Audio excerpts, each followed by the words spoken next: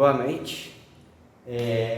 Vamos hoje dar início ao ano de 2024, voltando o curso que nós finalizamos o ano passado, 2023, trabalhando que é o curso básico do Espiritismo, Então a gente está no primeiro livro de 2 livros baseados nos trabalhos da Federação Espírita do Estado de São Paulo.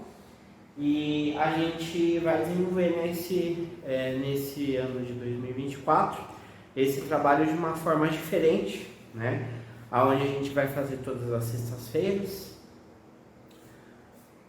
Onde a gente vai fazer de sexta-feiras, uma ou 2 vezes na semana, mas com foco em videoaulas, em aulas gravadas não mais presenciais, Então, a gente vai retomar a partir da última aula, realizada em novembro do ano passado, que foi a 8ª aula, quando a gente falou dos centros de força, Então, do laríngeo, cardíaco, esplênido, gástrico, genésico. E hoje, na 9ª aula, ainda é uma continuação dessa aula anterior, a gente vai falar das diferentes ordens dos espíritos, onde na doutrina de Kardec, ele esquematiza da seguinte forma: conforme o grau de perfeição que tem alcançado cada ser, os espíritos se classificam em diferentes ordens, segundo a escala hierárquica de valores subjetivos estabelecidos na codificação espírita, para fins meramente didáticos. Então é uma forma ordenada para que a gente possa ter uma melhor assimilação disso, a fim de facilitar nosso aprendizado. Assim, na verdade, é ilimitado o número dessas ordens, Então aqui a gente tem fatores aproximados, mas ela pode ser muito maior, pois não há entre elas uma linha de demarcação traçada como barreira, de maneira que se podem multiplicar ou restringir as divisões à vontade. Não obstante, se considerarmos os caracteres gerais, podemos reduzir essa classificação a 3 ordens. Então Kardec ele organiza em 3 ordens, que a gente vai ver com mais detalhes à frente, e dentro dessas ordens temos outras subcategorias, Então a primeira ordem, espíritos puros, a segunda, bons, e a terceira, imperfeitos. Na escala espírita, Kardec esquematiza a escala espiritual partindo dos espíritos mais imperfeitos aos mais perfeitos, subdividindo cada ordem de espíritos em classe e dando as características a elas, Então a gente vai ver a partir da terceira ordem, que são caracterizados pela ignorância, desejo do mal e apego às paixões que eles retardam o desenvolvimento, pois neles há o predomínio da matéria sobre o espírito. Tem a intuição de Deus, mas não o compreendem, ou seja, não conseguem entender estas intuições que Deus, por meio de outros espíritos, por meio de outros seres, enfim, traz até eles. Então, muitas vezes essa dificuldade de seres umbralinos de conectar algo mais elevado, porque não conseguem fazer essa aproximação com espíritos puros ou com Deus, como a gente tem visto nos estudos, onde a maior predominância deles é a ignorância e o desejo do mal, além dos apegos nas paixões, Os espíritos impuros são, que aí a gente vai falar da 10ª à 6ª classe, Então de baixo para cima. Então os espíritos impuros são inclinados ao mal e o fazem objeto de sua preocupação. Como espíritos, dão conselhos pérfidos, insuflam a discórdia e a desconfiança. Então, basicamente, esses espíritos impuros, na psicosfera, no coletivo que eles andam, em conexões com outras pessoas, então, por exemplo, com influência do mundo espiritual, mundo material, eles inflamam a discórdia e a desconfiança, trazendo assim então questões e sentimentos negativos para aquele ambiente. Espíritos levianos são ignorantes, malignos e inconsequentes, e zombeteiros, mantêm-se em todo e a tudo respondem sem se importarem com a verdade, ou seja, eles desconsideram a verdade, essas verdades divinas, né? A verdade da criação, do Criador.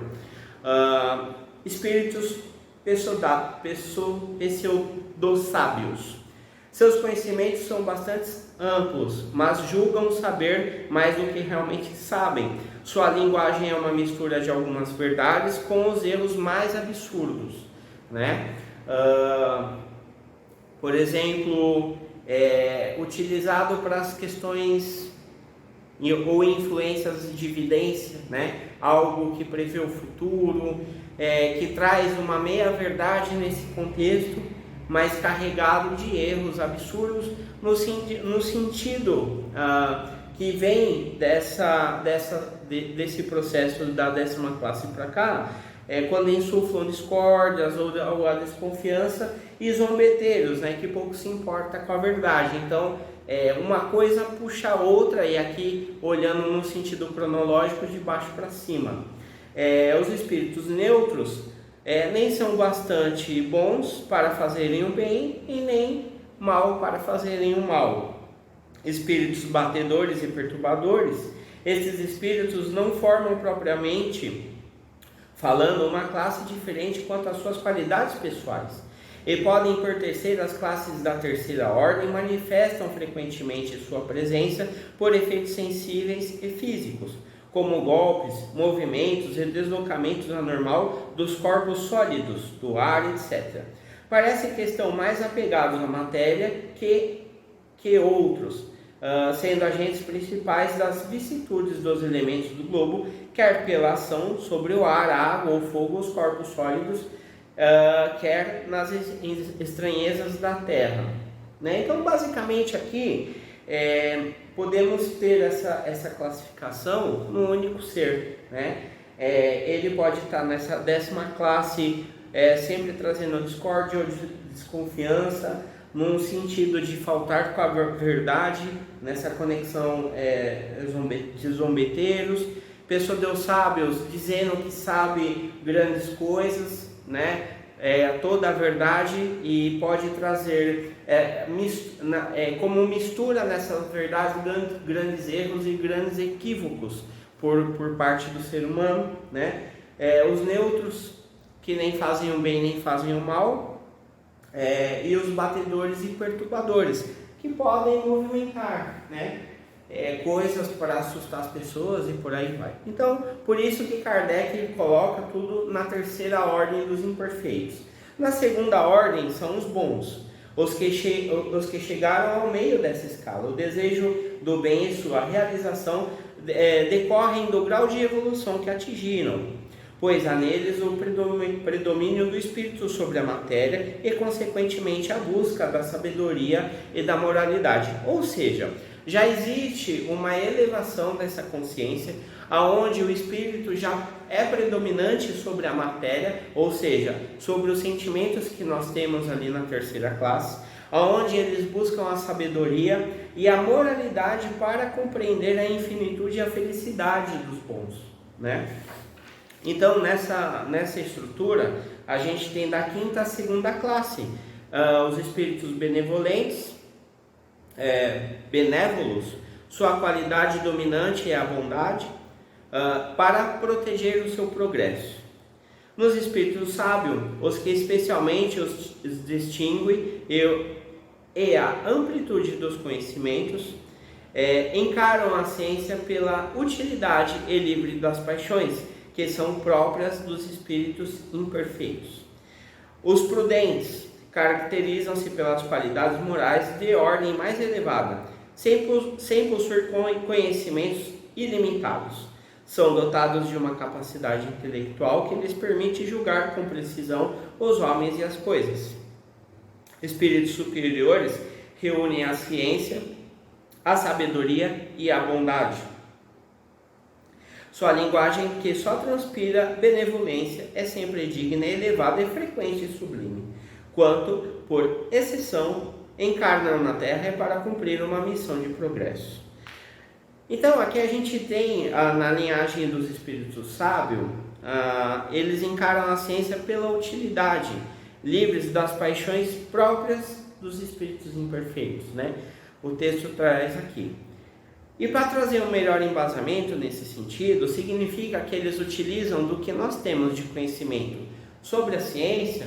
Na visão deles, esse conhecimento ele é útil, ele é necessário para que possamos ter um progresso, para que a gente possa ter uma ascensão mais elevada através do conhecimento, aonde podemos conectar princípios, verdades puras e sábias sobre a natureza do Criador, né? Então, na primeira ordem, nós temos os espíritos puros, que é uma elevação de tudo isso. São os espíritos que atingiram o ponto mais elevado da escala evolutiva e pertencem à primeira classe.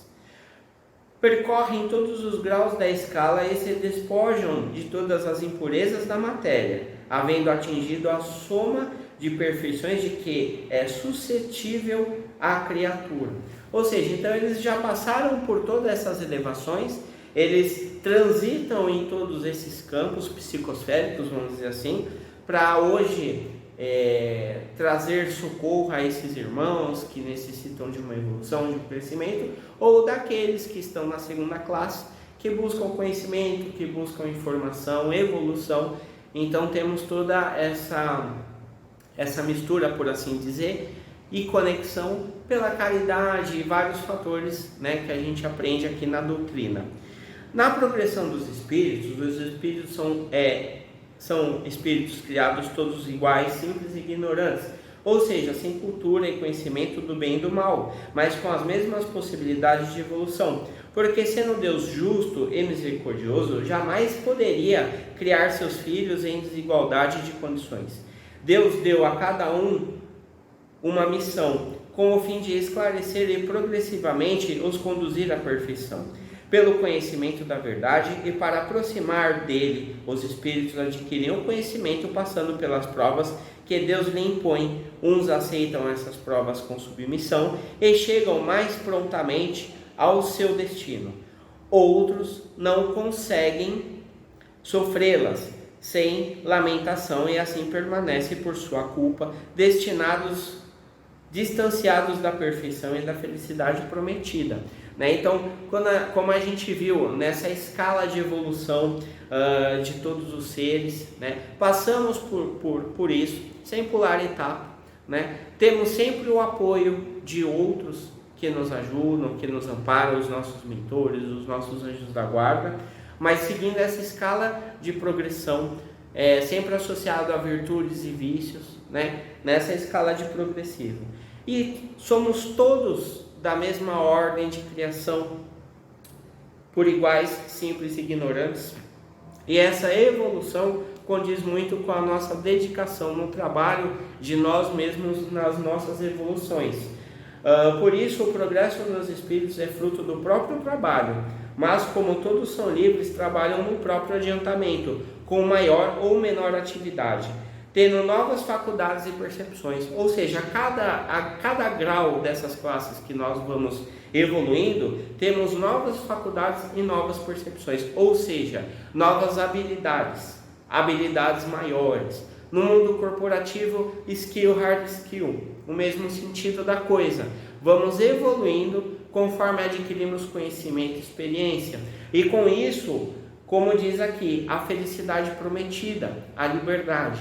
Essa aquisição só pode ser feita e direcionada por nós mesmos.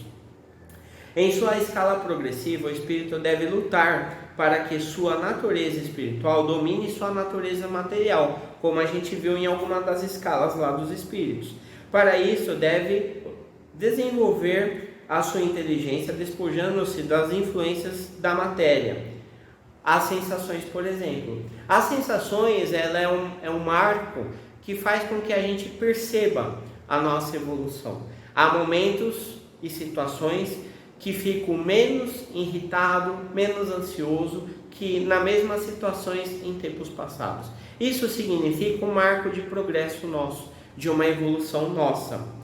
Aí tem a lei de causa e efeito, ou seja, quanto menos eu me preocupo com uma situação do passado, hoje, este efeito, esta causa e efeito, ela é menor, ou seja, eu sou propiciado a uma nova aquisição, uma aquisição de uma elevação moral, uma evolução cognitiva ou de qualquer outra forma que podemos entender assim, né? Então, fazendo com que o espírito nunca retroaja. Paramos no mesmo sentido. Essas sensações, elas podem ser repetidas de uma mesma forma, mas elas não podem ser reproduzidas a fases do passado, né? Então, porque sempre temos uma linha linear progressiva. Deus não libera os espíritos das provas que devem sofrer para chegar à primeira ordem. Então, a misericórdia divina significa isso. Não liberar que nós passemos por essas provas para que possamos evoluir. Senão ele nos fazia já espíritos puros. E não é essa proposta, digamos assim, natural das coisas, né? No contexto de anjos e demônios, como temos essa visão, né, dogmática, os seres que chamamos de anjos, arcanjos, serafins, não formam uma categoria especial de natureza diferente da de outros espíritos. São os espíritos puros. Os demônios são, portanto, os espíritos ainda imperfeitos. Pertencem à terceira ordem da escala espírita. Como o ser humano sempre necessitou de figuras e imagens para afirmar-se, para que a gente possa entender as coisas, idealizou os seres espirituais sobre uma forma material, com atributos que lembram as qualidades e defeitos humanos. Ou seja, nós, e eu já falei isso aqui em algumas aulas passadas, nós temos a tendência de reproduzir Deus à nossa forma, e não é necessariamente assim. Porque a nossa forma interior, muitos de nós ainda não as conhecemos, ou a maioria de nós ainda, ou totalmente nós ainda não conhecemos a nossa forma interior, a nossa centelha divina. Tanto que no que é estudado na doutrina espírita, a centelha divina, ela não tem uma forma definida, né? Ela é indefinida. Então, daí já parte o pressuposto de que não nos conhecemos na forma real, mas sentimos, somos sensitivos a isso, né? Por isso que o primeiro, aí aonde é uma demarcação minha, o primeiro passo de progressão são as nossas sensações. Conforme as nossas sensações mudam e evoluem, temos esta percepção de evolução. Na parte B dessa aula eu vou ler na íntegra, porque até fiz aqui um tempo para que a gente pudesse refletir sobre ela, né? Não vou trazer nenhuma menção específica, vou apenas ser específico na leitura do texto. O Cristo Consolador, o jugo leve, né? Vinde a mim todos os que estáis cansados sob o peso do vosso fardo, e vos darei descanso. Tomai sobre nós o meu jugo e aprendei de mim, porque sou manso e humilde de coração, e encontrareis descanso para vossas almas, pois meu jugo é suave e meu fardo é leve.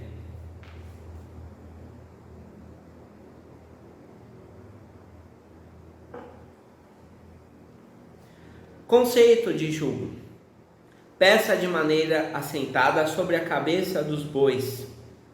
É uma peça de madeira assentada sobre a cabeça dos bois para atrelá-los a uma carroça ou arado. Canga, sujeição imposta pela força ou autoridade e opressão.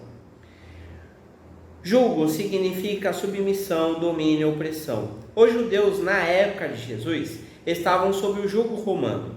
O jugo, por um motivo perfeitamente evidente, é o símbolo de servidão, de constrangimento. A passagem dos vencidos sob o jugo romano é suficientemente explícita.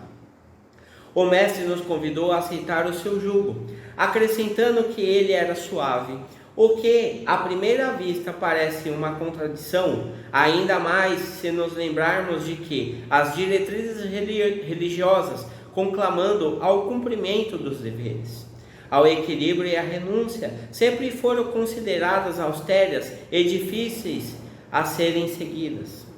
Todos os sofrimentos, misérias, decepções, dores físicas, perdas dos seres queridos, encontram sua consolação na fé no futuro, na confiança na justiça de Deus, que o Cristo veio ensinar aos homens.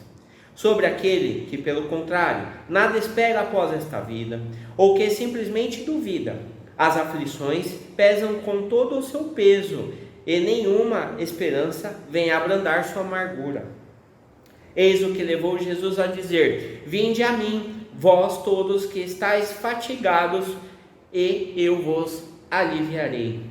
Jesus, entretanto, impõe uma condição para a sua assistência e para a felicidade que promete aos aflitos. Essa condição é da própria lei que ele ensina. Seu jugo é a observância desta lei, mas este jugo é leve, essa lei é suave. Pois quem impõe como dever o amor e a caridade. Essa é a imposição de Jesus. Jesus, por ser brando e humilde de coração, nos convida a irmos até Ele.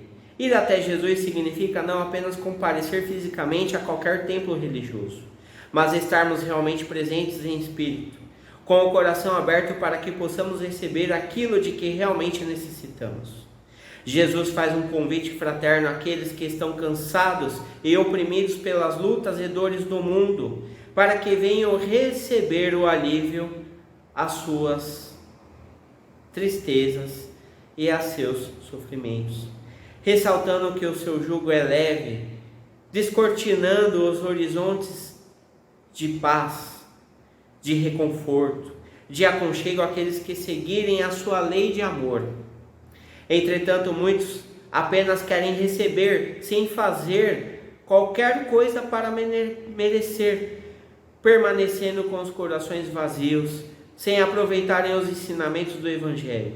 É importante que aprendamos a ser mansos e humildes, para que possamos receber o alívio que Jesus nos promete, e para isso são necessários o aprendizado e a prática da lei de Deus.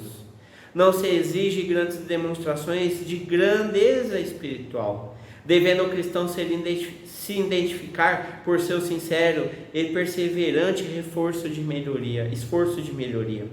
Jesus conhecia profundamente as nossas dificuldades e por isso afirmava que não viera chamar os justos, já identificados com a prática do bem, com os pecadores, ou seja, a imensa maioria ainda dominada pelo orgulho e pela ilusão.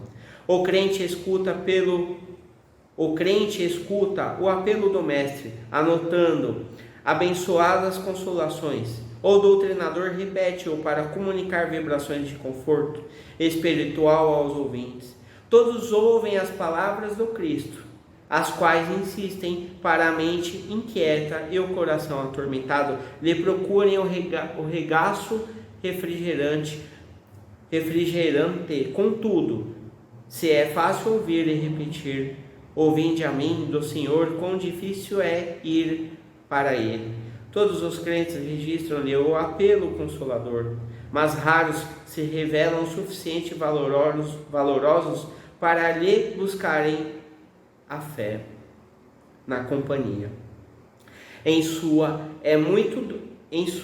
companhia é muito doce escutar: ouvinde a mim, entretanto, para falar com verdade, já conseguir ir-se. Dirigir-se Jesus à multidão dos aflitos e desalentados, proclamando o divino propósito de aliviá-los. Vinde a mim, chamou o mestre: tomai sobre vós o meu jugo e aprendei comigo, que sou manso e humilde de coração.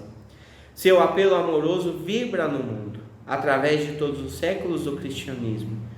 Compacta é a turba dos desesperados e oprimidos na terra. Não obstante o amorável convite, é que o mestre no vinde a mim. Espera naturalmente que as almas inquietas e tristes o procurem para a aquisição do ensinamento divino, mas nem todos os aflitos pretendem renunciar ao objeto de suas desesperações. Nem todos os tristes querem fugir da sombra para o encontro com a luz.